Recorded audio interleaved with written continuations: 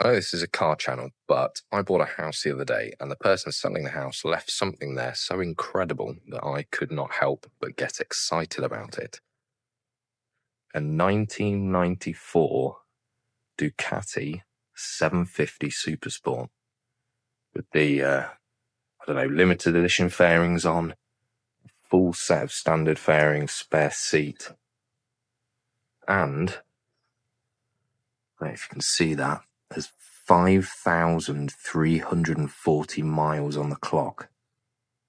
I mean, don't get me wrong, it's in a very bad state. And I don't think it's been started since about 2012. I mean, oh my God, look at all of this. It's got trees growing out of it. But I might restore it. Anyway, while I drag it out of its cave that it's been in for about 13 years, I'll tell you some details about the bike. This is the 1994 Ducati 750 Supersport, a bike that captures the raw mechanical soul of Italian motorcycling in the 90s. While the world was obsessing over the revolutionary liquid-cooled 916 that launched this same year, the air-cooled Supersport remained the thinking rider's Ducati. It was a bike built on a heritage stretching back to the 1970s, prioritizing character and handling over sheer high-tech horsepower. Underneath those iconic lines sits a 748cc 2-valve 90-degree L-twin engine, delivering a solid 66 horsepower. The 750 SS isn't a spec sheet monster, but it's all about the torque and that unmistakable Desmo growl. Unlike its bigger 900 brother with its clattering dry clutch, the 750 uses a smoother, quieter wet clutch, making it arguably the more civilized choice for actual road riding.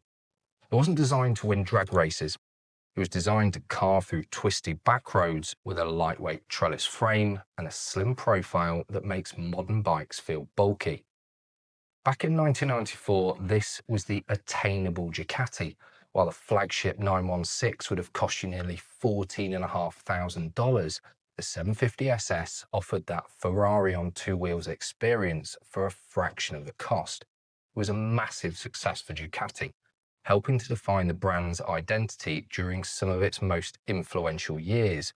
Whether you're a seasoned rider or stepping up to your first Italian machine, the 750 SS provided the perfect entry point into the world of Borgo Panigale. How did it stack up? Compared to the Japanese rivals like the Honda CBR 600 or the Kawasaki Ninja, the Ducati was objectively slower and more demanding to live with. It had a focused riding position and a turning circle that can feel like a canal boat. But owners didn't care. While the Japanese bikes felt like efficient appliances, the Supersport felt alive.